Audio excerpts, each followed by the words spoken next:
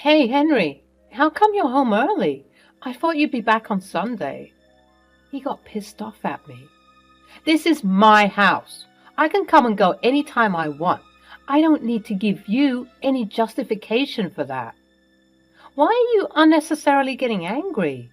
I was asking this because you said you'd be away for the weekend. Just shut up. I don't want to waste my time talking to you. Get dinner for me. Henry, I did not cook dinner because I had some leftover food from the morning. Oh, I knew it. I knew that you spend the day sluggishly watching TV and doing nothing when I'm away. You are such a lazy woman. Why are you saying such filthy things to me? Give me 15 minutes, I'll cook something for you. I gave this comfortable life to you, you damn ungrateful woman. Hi, my name is Martina. I'm a 40-year-old woman. I've been married to Henry for the last 10 years. I was raised by my mother single-handedly, so I started working after passing out of high school. Although my mother insisted that I go to college, I thought that it would be too much of a burden on her. I started working as a cashier in a local supermarket. Although the initial salary was low, I lived frugally and saved the most of it. I worked very hard in my job, extended the shifts, and sometimes worked in 2 shifts during peak sales seasons. Gradually, I started looking at the accounts of the supermarket as I had taken some finance classes from a friend. The owner of the supermarket was impressed by my hard work and dedication. After a while, I was promoted to the position of manager at the supermarket, where I took care of the inventory, accounts, and the staff. One day, a man lost his wallet at the supermarket and was yelling at one of my staff. I kept the wallet right here. How did it vanish? Is there no safety in your supermarket? But sir, the customers should take care of their belongings. What the hell? Hearing the commotion, a crowd gathered near the aisle. I rushed to the spot and intervened. Hello, sir. I'm the manager of this supermarket. Please come aside. Let me help you. Well, I kept my wallet in one of these racks to pick up something, and when I turned back, I didn't find the wallet. It is your responsibility to help me get back my wallet. I nodded. While he continued to rant about his lost wallet, I quickly messaged my security department to fetch the CCTV footage of the last 10 minutes of the particular aisle. I also asked them to call the local police patrol of the area. Are you even listening to me? I want my wallet, as it is stolen at your supermarket. Sure, sir. We already have captured the footage and the face of the suspect. The police will be here in a minute, and we would share the details of the suspect. By then, the police arrived and the security guard shared the details with the police. The police identified the person on the footage to be a local thief. They took the details of the man and they all left. The next day, when I was just doing my usual work at the supermarket, the same guy showed up. Hey, I didn't get a chance to thank you yesterday. Oh, did you get the wallet? Yeah. The police nabbed the thief from the other lane. He was not able to go too far. The police said that it was due to your quick reaction in alerting the police and providing them with the CCTV footage. The thief was caught, and I got the wallet back. So, thank you so much. I blushed at his kind words. Well, I was just doing my job.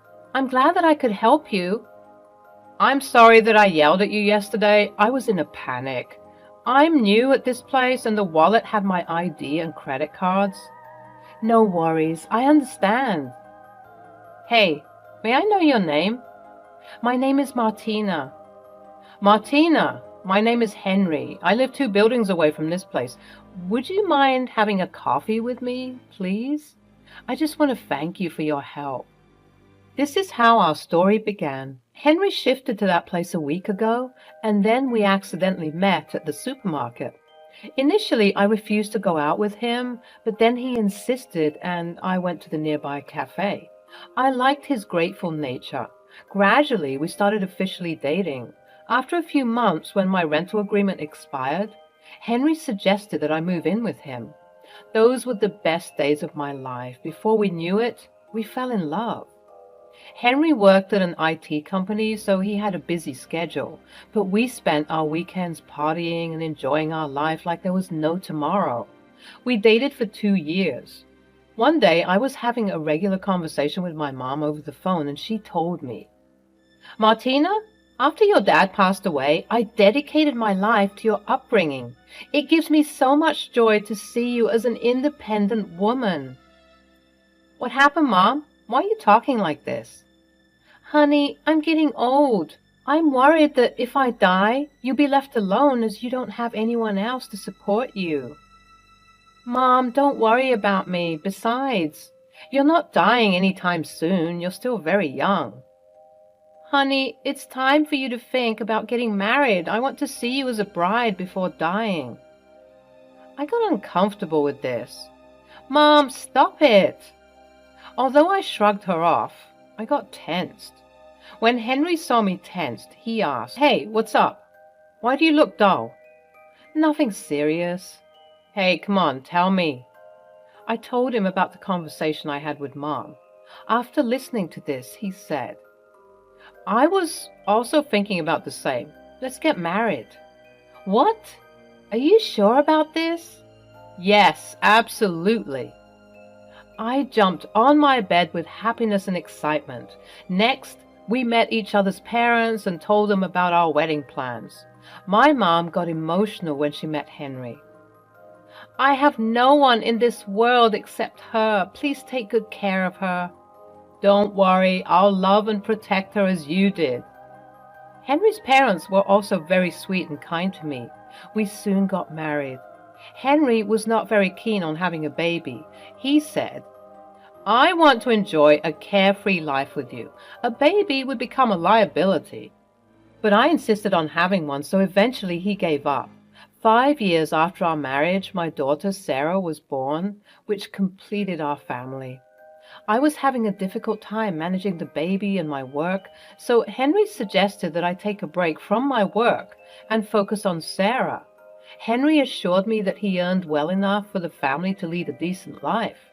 I left my job to take care of Sarah and the house full time. Henry was terrible at household work. His house was a mess before I moved in. He always blamed his busy schedule for the mess, saying, "I'm so busy with my work that I don't get time to clean the house." So I was the one who did the household chores, but Henry helped me whenever he was free. When I was pregnant, Henry went out of his way to take care of me. Besides, he was always grateful to me to take care of the house so well. So I had no complaints. After I left the job, Henry gradually stopped doing anything at home. Even when I asked him to get some groceries while returning from the office, he refused. "Honey, I'm tired. Why don't you get it by yourself?" I did not complain to him because he was always polite, but eventually his tone got rough. Now, when I asked him for any help, he would rebuke me. "You're becoming lazy, sitting at home." I wonder what brought this change in his attitude. Initially, I thought that he was upset because I could not give enough time to him. I was busy taking care of my daughter. Before Sarah was born, Henry and I spent our weekends partying, trekking, and traveling to new places. We had an adventurous life. Now with the baby, I could not lead that life with Henry. I can't leave her at my friend's place so often. Whenever I turned down any party plan of Henry's, he would get upset and complained. That's why I didn't want to have a baby. Don't act stupid. She's our daughter. Once she grows a little older, we can get back to our lives like before. Henry loved us, but he loved his freedom more. I told him, "Honey, why don't you party or go for a trek with your friends? I'll take care of Sarah." Initially, he was reluctant to do so without me, but later he started going out without me, and that's when everything changed. As he started going out alone, his attitude gradually changed towards me. He often came home late from work and was out on weekends partying with his colleagues and friends. I tried my best to keep him happy. I watched recipes for exotic meals on YouTube, took notes and spent hours cooking them for Henry. Although he enjoyed eating those meals, he never showed any sign of appreciation. On some days when the meal didn't turn out as expected, he would just rattle the cutlery with anger and leave the dinner midway. He started complaining about anything and everything at home. Suddenly, he started hating the meals I cooked. He pointed out faults in my cleaning, laundry, cooking, and everything else. I kept wondering to myself if this was all my mistake because I was faltering at the household chores. I told myself that Henry worked hard to give us a comfortable life, so this is the least I could do for him. But no matter what I did for him, he was never happy. He had nothing but complaints for me. His words were mostly these: "This house is a mess. Why are my clothes not ironed properly?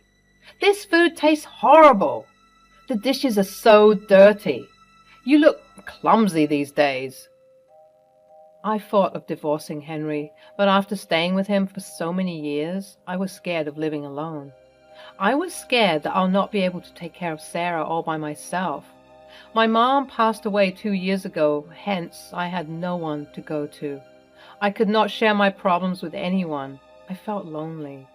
Years passed, but Henry showed no sign of remorse. His attitude became worse with every passing day. Gradually, I lost all my love and respect for him. I wanted to move out, but I didn't want my daughter to grow up in poverty. I wasn't sure if I would be able to give her a decent life. I desperately wanted Sarah to grow up so that I could get out of this situation. Until then, I had no option but to put up with Henry's nonsense. But one day, Henry crossed all his limits. He was away on a weekend trip with his friends, so I didn't prepare dinner that day. I had leftover food from lunch which I thought to have for dinner, but he showed up out of nowhere. "Hey, Henry, how come you're home early? I thought you would be back on Sunday." He got pissed off at me. "This is my house. I can come and go anytime I want. I don't need to give you any justification for that." This was the tone in which he talked to me these days. "Why are you unnecessarily getting angry? I was asking this because you said you'd be away for the weekend." "Just shut up. I don't want to waste my time talking to you. Get dinner for me." "Henry, I did not cook dinner because I had some leftover food from the morning." "Oh, I knew it. I knew that you spend the day sluggishly watching TV and doing nothing when I'm away. You are such a lazy woman." "Why are you saying such filthy things to me? Give me 15 minutes, I'll cook something for you." "Don't you dare talk back to me, you clumsy woman." "Henry, what's wrong with you?" "There's nothing wrong with me. Just look at my house. You have made this a filthy place. It stinks everywhere." "The house is cluttered with Sarah's toys. Isn't it natural to have toys littered around in a house when you have kids?" He went towards the kitchen and took a plate from the sink and said, "Sarah doesn't play with these plates, right? Then why is this plate lying dirty in the sink? Why didn't you clean it?" I was perplexed by this. There was just one plate in the sink, and I thought of washing it after dinner. I never realized that Henry would make such a fuss out of this.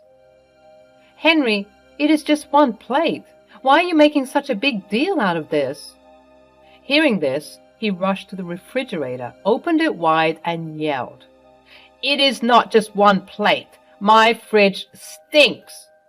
He then took the stuff out from the fridge one by one and threw them on the floor, saying, "I'll throw all this trash away. You have made my fridge a trash bin." I just stood there baffled. I didn't know how to react to Henry's sudden madness. He then took the leftover food and threw it into the sink. I could not control my anger. "Henry, please stop this ruckus. Your house was filthy when I moved in.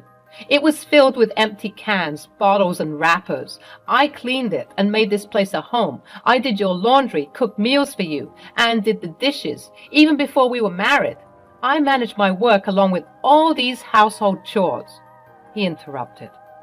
"I gave this comfortable life to you, you ungrateful woman. You were living in that tiny, shabby apartment. I took pity on you and gave you shelter in my luxurious apartment. I work with the smartest woman in IT, yet I married a low-qualified cashier like you. I took you to places where you could have never imagined with your meager income." He went on. "So stop complaining to me. You should be grateful to me for all these favors and serve me as an obedient homemaker." I felt humiliated. Tears welled up in my eyes and I broke down. I could only manage to say, "Henry, I thought you did all this because you were in love. I didn't realize that you were doing me any favors." "Don't start your crap. A woman like you uses emotions to trap people. That's what you did to me. You trapped me." Saying this, he stormed out of the house and was away all night. I spent the night crying in despair, thinking about the happy days I spent with Henry. I missed my mom terribly. The next day, Henry came home, and as soon as I opened the door, he shoved the divorce papers in my face and yelled, "Just sign these papers and leave my house." I was emotionally drained and had no energy left to indulge in any further conversation with Henry. I took the papers and said, "Okay, I'll sign." He was not expecting that I would agree to a divorce without hesitance. My calmness annoyed him, and he shouted, "Good that you agreed to the divorce, else I would have made your life miserable. Now I'll be living my life freely and peacefully. I was trapped under this whole crap of marriage." I packed my bags, and while leaving the house, I handed over an envelope to Henry. I kept it on the table in front of him and said, "I'll send the signed divorce papers after including my terms." "What? What do you mean by your terms? You are not getting anything from me. You have been a parasite and sucked on my money for so many years. You won't get a penny from me." "Speak to my lawyer in court." "What the hell? What's there in this envelope?" He opened the envelope and was shocked to see what was inside it. The envelope had a copy of all the pieces of evidence I received from the investigating agency. Yes, I hired an agency to find out the truth behind Henry's changing attitude. The agency sent me the details of Henry's infidelity. I got the evidence that morning before Henry came home. I was shattered by the photo evidence which showed that Henry cheated on me and spent his weekends with different women.